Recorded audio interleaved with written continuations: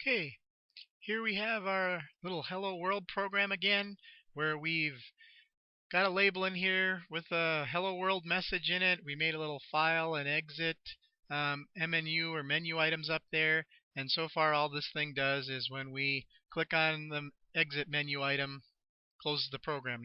Nothing real exciting yet, right? Well, let's go on here and add some other objects and update this a little bit.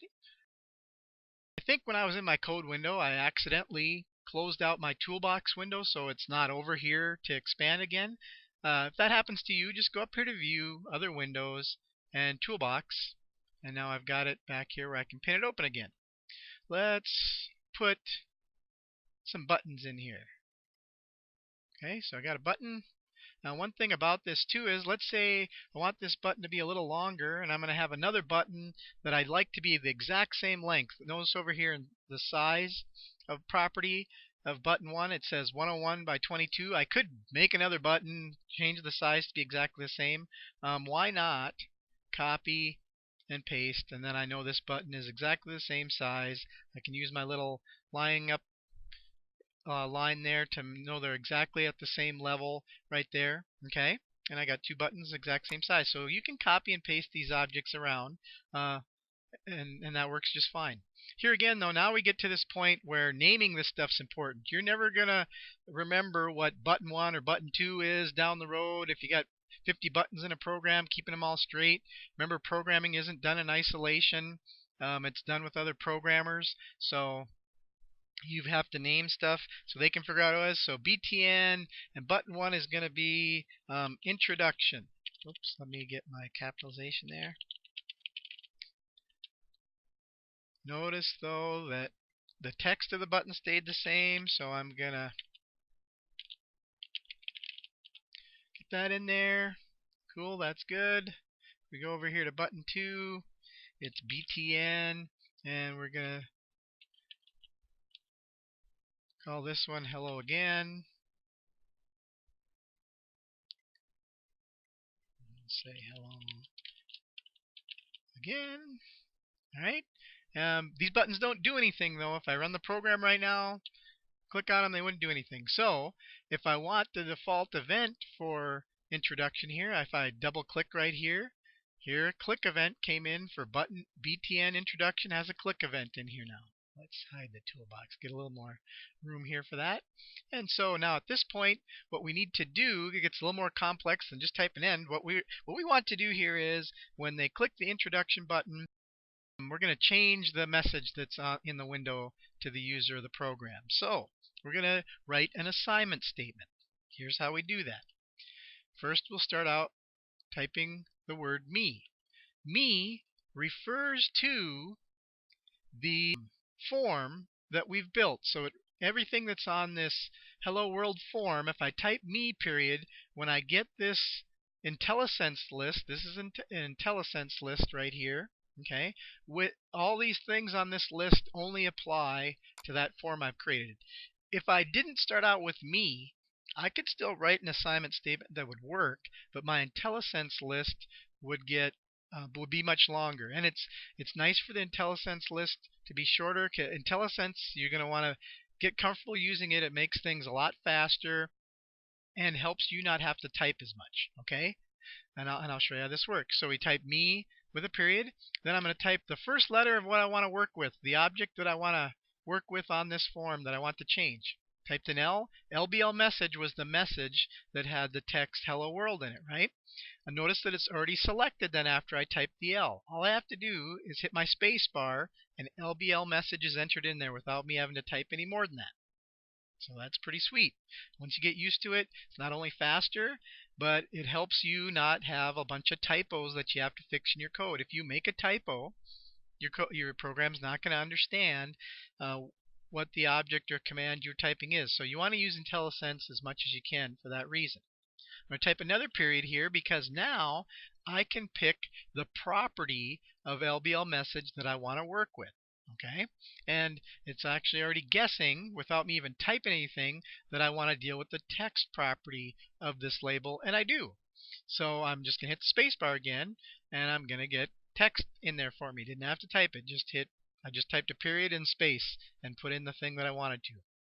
Now we get this little drop down that's kind of telling me a couple things here, that this has to be a string. We'll get more into that kind of stuff later. I could use characters in this as well. Like I said, don't worry about any of that stuff right now. This stuff will make more sense to you as you learn more in the program.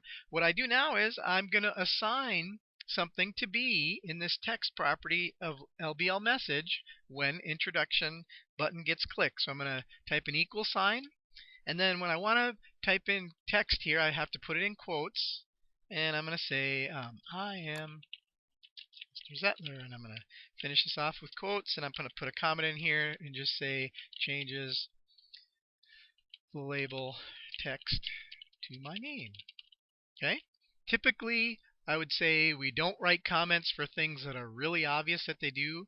As we're starting out here in the first couple weeks, to get more in the habit of writing comments, I want you to write a comment every time you have an event procedure that you've created and done something in. I want you to write a comment in there saying what that event procedure has done. Now we'll get to a point where we're saying, don't comment the real obvious stuff, just comment something that has some, a little bit heavier logic to it, or you feel someone would need an explanation of. But for right now, I want you to put in your name, project name at the top, and explain what happens in each event procedure as you create it. Okay? So when supposedly here, when we run this, what happens is it comes up, says hello world. When I click introduction, it says I am Mr. Zettler. Right? Click hello again, doesn't do anything. I don't have an event procedure in there for that. So let's exit out of here. And let's do this. Now, I don't want to go back over to the design window, double click on the other button. It is way quicker at this point from here to pick button hello again from this drop down. Go over here and pick click. And now I've got an event procedure in here for this. And guess what? You know what? Copy and pasting is your friend. I'm going to copy this, put it down here. Got that in there. Now I do want the text. I don't want it to say the same thing. It would look like nothing happened if I did that, but I'm gonna put hello world back in there when they do that. Okay? And so changes the label text to my name. Alright? So now I should have a program where open it, introduction, I'm Mr. Zettler, hello again, it goes back. Okay? Now,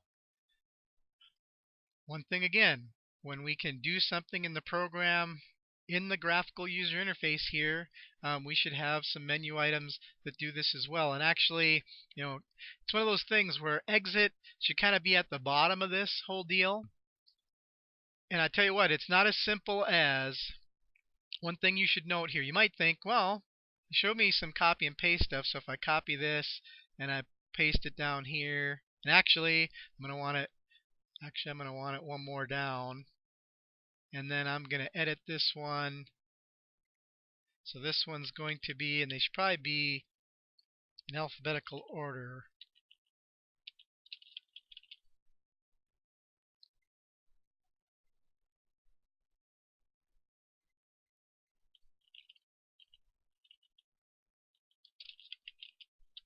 So we got that one to MNU hello again. This one's going to be